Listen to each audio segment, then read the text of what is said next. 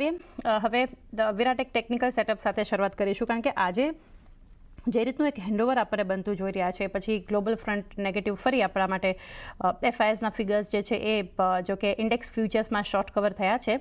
આ વચ્ચે કઈ રીતે હવે ધ્યાનમાં રાખવું જોઈએ? ગિફ્ટ નિફ્ટી વધારે લેવલ વાઇઝ કોઈ બદલાવ નથી બતાવી રહ્યું. નિફ્ટી બેંકની સ્ટ્રેટેજી જાણીએ પહેલા.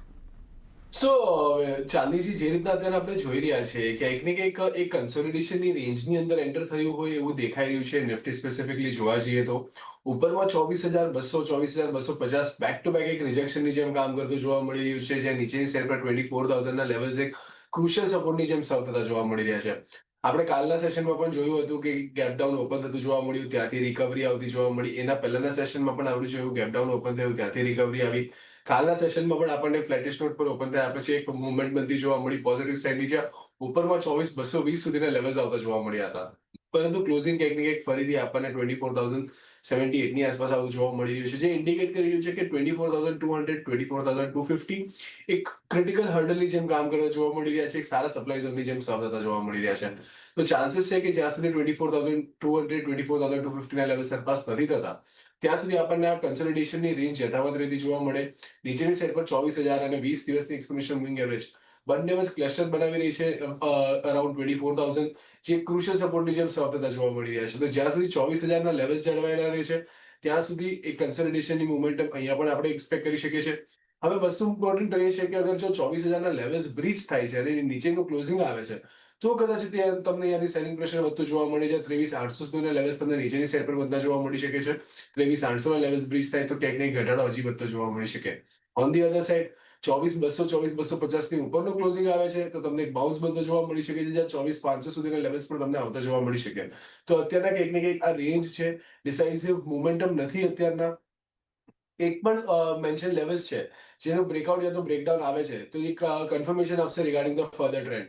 પણ ટિલ ધ ટાઈમ જ્યાં સુધી કોઈ લેવલ્સ બ્રીચ નથી થતા ત્યાં સુધી આપણને સાઇડવેઝ મોમેન્ટમ ઇન્ટેક્ટેડ રીતે જોવા મળી શકે છે. ઓવરઓલ એક આ બજાર માટે બનતું જોઈ રહ્યા છે સાઇડવેઝ મોમેન્ટમ. સુનિલજી, ઓવરઓલ માર્કેટને સમજીએ અત્યારે, પરંતુ ડોનાલ્ડ ટ્રમ્પના સ્ટેટમેન્ટને આટલું જ્યારે મહત્વ, આટલું રિએક્શન જ્યારે બજાર આપે છે, કોઈ પણ એમના તરફથી નિવેદનો આવે છે, કારણ કે જે રીતે આપણને લાસ્ટ વીકેન્ડમાં જોઈએ જે ડેવલપમેન્ટ, ત્યાં સુધી માર્કેટ માટે બધું બરાબર હતું, બિઝનેસ અપડેટ્સ તમે જુઓ કે બધી રીતે, પરંતુ ફરી એમના તરફથી સ્ટેટમેન્ટ્સ, જીઓપોલિટિકલ ટેન્શન વધતું જોયું, સ્ટ્રેટ ઓફ હોર્મુઝ જે પહેલાં આપણે ચર્ચા કરી રહ્યા હતા, જે કન્સર્ન હતો એ ફરી માર્કેટ પર, કારણ કે અનએક્સપેક્ટેડ આ એક મૂવ જોવા મળ્યો, ત્યાં રિએક્શન આવે જ છે. અને બજાર માટે, ભારતીય બજાર માટે મહત્વનું એટલા માટે કે બરાબર અત્યારે ક્વાર્ટરલી અર્નિંગ્સ આપણે જોઈ રહ્યા છીએ, મજબૂત શરૂઆત હતી, પરંતુ હવે એની સાથે સાથે બજાર રિએક્શન વધારે ટેન્શન વચ્ચે પણ આપતું જોઈ રહ્યા છે. હવે આ વચ્ચે અત્યારે માર્કેટને કઈ રીતે સમજવા જોઈએ? અને તમારો તો વ્યૂ કહો, તમે તો અમારો વ્યૂ લઈ લીધો કે કોણ જીતશે ફૂટબોલમાં, સ્પેન અને આર્જેન્ટિના. તમારો કોણ ફેવરિટ છે? Argentina, definitely sir. એને જ એક સપોર્ટ છે. મારા ફેવરિટ હતા ઇનફેક્ટ બ્રાઝિલ પણ, કારણ કે નેમા જુનિયરને પણ હું ફોલો કરું છું, એટલે મને એવું હતું એ નો ડાઉટ એમની પણ એક ગેમ છે અલગ, એમના જે ટીમ ઇશ્યુઝ છે એ અલગ છે. અને એની સાથે સાથે ખાસ કરીને એક નોર્વે હેલાન્ડને પણ આ સિરીઝથી મેં ફોલો કરવાનું ચાલુ કર્યું હતું. બટ ઓવરઓલ ગેમ જોઈએ તો, કારણ કે ઘણા વર્ષોથી ફોલો કરી રહ્યા છે, તો એક મેસી, એટલે આર્જેન્ટિના હું ફેવર કરું છું અને આઈ હોપ કે એ જ જીતે. ઓકે, તો કન્સેન્સસ છે અત્યારે આપણા તરતન વચ્ચે કે આર્જેન્ટિના જીતશે. ઓકે, હા, તો તમે હવે વાત કરી ટ્રમ્પ સાહેબની. આઈ થિંક ટ્રમ્પ સાહેબ એક થોડા જટિલ વ્યક્તિત્વ છે, એને સમજવું થોડું ડિફિકલ્ટ છે, અને માર્કેટ ડેફિનેટલી કંઈ ને કંઈ. પણ જે રીતે હું વાંચતો હતો શનિ રવિ ખાસો એવો સમય મેં વાંચ્યું, સમજવાની કોશિશ કરી કે ભાઈ લેંગ્વેજ ઈરાનની શું છે, લેંગ્વેજ યુએસની શું છે, અને ક્યાં ક્લિયર કટ એમ દેખાઈ રહ્યું છે કે જે વસ્તુ આપણે ફેબમાં જોઈ હતી એનાથી વધારે સિરિયસ અત્યારે વસ્તુ લાગી રહી છે. ક્લિયર કટ એમ લાગી રહ્યું છે કે હવે કદાચ આ એસ્કેલેશન વધારે થઈ શકે.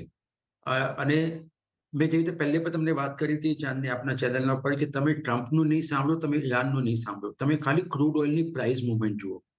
અને ક્યાંક ને ક્યાંક ક્રૂડ ઓઇલની પ્રાઇસ મુવમેન્ટ એમ દેખાઈ રહી છે અત્યારે કે આ વસ્તુ અત્યારે શાંત થવા જેવી નથી લાગતી. એટલે ક્યાંક ને ક્યાંક થોડો ચિંતાનો વિષય ડેફિનેટલી છે. અને બંદેવ ઈગો પર છે, બંદેવને એમ જ છે કે મારો હાથ ઉપર હોવો જોઈએ. જ્યારે એમઓયુ સાઇન કર્યું હતું મિડ ઓફ જૂનમાં, તો ક્લિયરલી એમ દેખાતું હતું કે ઈરાનનો હાથ ઉપર હતો, જે રીતે ટર્મ્સ એન્ડ કન્ડિશન્સ આપણે વાંચી હતી, એક વસ્તુ હકીકત છે, અને એ હકીકત એ છે કે બધાએ સ્ટ્રેટ ઓફ હોર્મઝ યુઝ કરવા માટે ફી આપવી પડશે. હવે તમે એ ફી ઈરાનને આપો કે તમે એ ફી યુએસને આપો, બધાને આપવાની છે, એ હકીકત થઈ ગઈ છે. બિકોઝ આ એક નવું ન્યૂ નોર્મલ વર્લ્ડ માર્કેટ માટે થઈ રહ્યું છે. ને તમે એમ કીધું કે આ જોતા કેવી રીતે તમારી સ્ટ્રેટેજી હોવી જોઈએ. સ્ટ્રેટેજી બહુ ક્લિયર કટ છે. આઈ થિંક માર્કેટ થોડું વોલેટાઇલ રહેશે, પણ મને એમ લાગતું કે માર્કેટ થોડું વોલેટાઇલ નહીં રહે. પણ અત્યારે જે રીતે મારી સમજ છે, જે રીતે હું આ લોકોના સ્ટેટમેન્ટ સાંભળી રહ્યો છું, જે રીતે ન્યૂઝ કન્ઝ્યુમ કરી રહ્યું છે, કે ક્યાંક માર્કેટ થોડું વોલેટાઇલ રહેશે. અને જો વોલેટાઇલ રહેશે તો થોડી ટેન્શન છે માર્કેટ માટે. એટલે શું કરવાનું as an investor? Normally volatility જ્યારે હોય ત્યારે માર્કેટે બહાર ન જવાનું હોય, પણ તમારે પોતાનું સેક્ટર સિલેક્શન અને સ્ટોક સિલેક્શન તમારે થોડું સબર કરવાનું હોય. એવા સેક્ટર જો જેને ક્રૂડ ઓઇલની મુવમેન્ટ સાથે કે લેવા દેવા નથી.